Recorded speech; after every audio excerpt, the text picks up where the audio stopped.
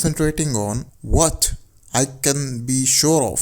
That is there anything that I can be sure of? So, this is the question of the discussion because I want to be sure of something in this life. Because being sure of something important makes one feel confident. If you're not sure of anything, then you will be always doubtful and there will not be confidence. That is, can I be sure of something? Anything for that matter.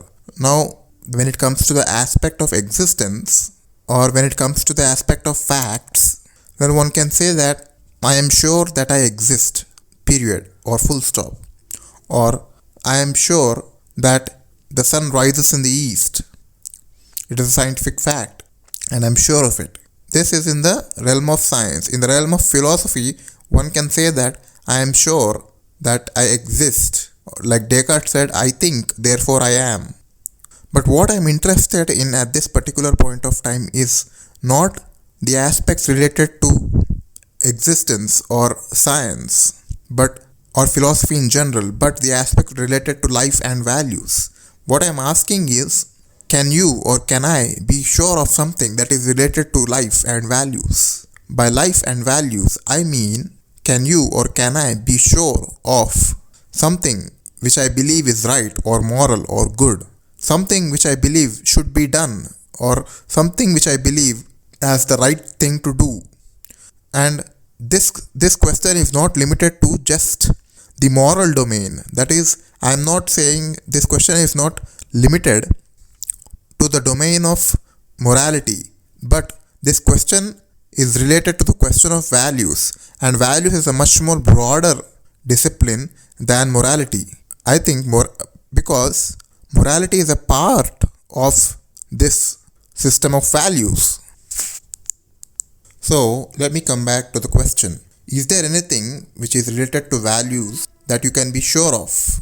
Absolutely. This aspect of being sure of something or any aspect of knowledge is very important in the process of knowledge building. That is, one can take any branch or discipline of knowledge and see that it is nothing but the process of being sure of some aspect of reality. For example, mathematics is all about certainty in one aspect of reality. One is certain that 2 plus 2 is equal to 4 wherever one may go. Similarly, physics is about certainty in another aspect of reality, the physical realm, so on and so forth. So in the realm of values, what I'm asking, what is the starting or the beginning point with which one should start? Like for example, in mathematics, there are axioms where one starts or begins. The axioms are not assumed to be true, but are true because without them, you cannot proceed to form any mathematical theory. One has to recognize and accept the axioms and move forward. Similarly, what is the basic axiom or element of knowledge when it comes to the realm of values?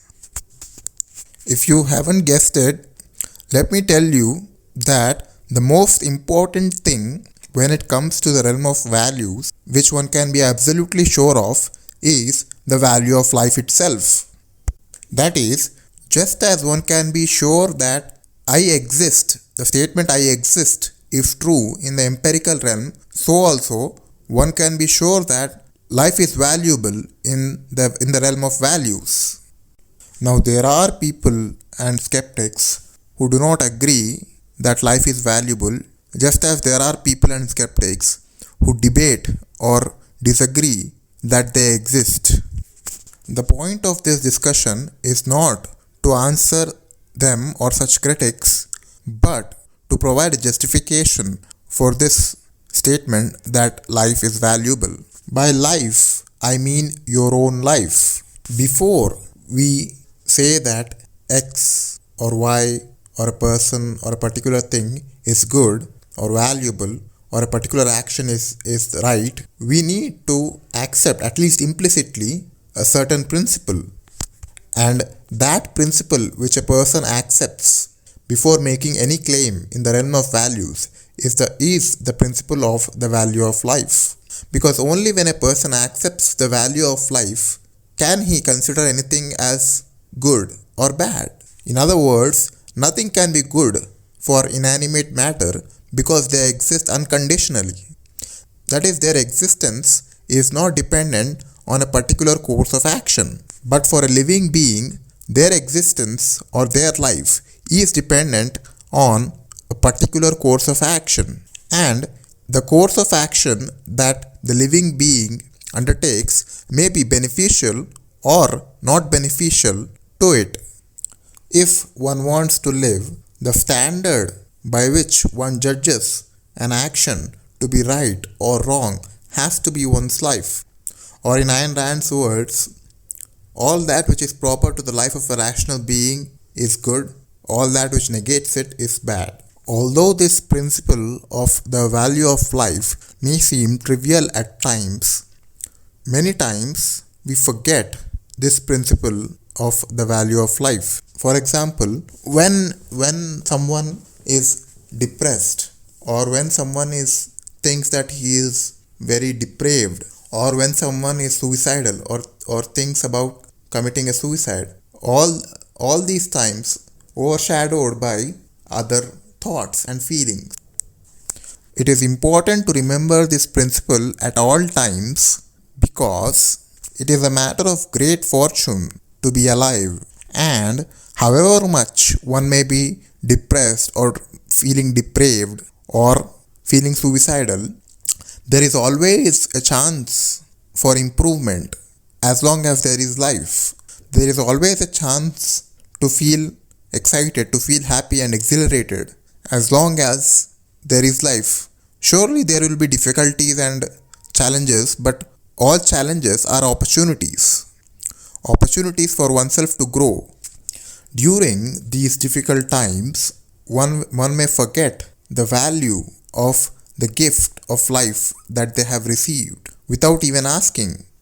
No one was ever asked to be born, so one should always feel gratitude for being alive, because as long as there is life, there is chance and hope for something beautiful, for something wonderful, for something which makes you happy. The inanimate matter does not have such a chance, and we are all going to return to that state of inanimate matter anyway when we die.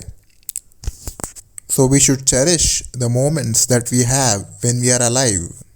If a person believes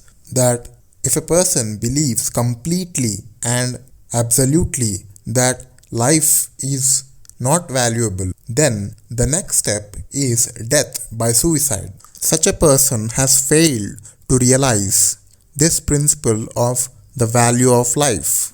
Any person who fails to realize any aspect of reality will suffer accordingly. It is also important to note that the extent to which one fails to accept this principle and the extent to which one accepts this principle is the extent to which life will reward a person with happiness or suffering. So if one believes that this principle is true to some extent and not true in some cases, then one will believe and act accordingly to their belief that in some instances life is valuable and in some instances it is not. And in the instances in which he believes that life is not valuable, he will be vulnerable to all kinds of theories and people who attack life, which is ultimately detrimental to his own life and well-being. To the extent that he fails to realize or recognize this principle of the value of life.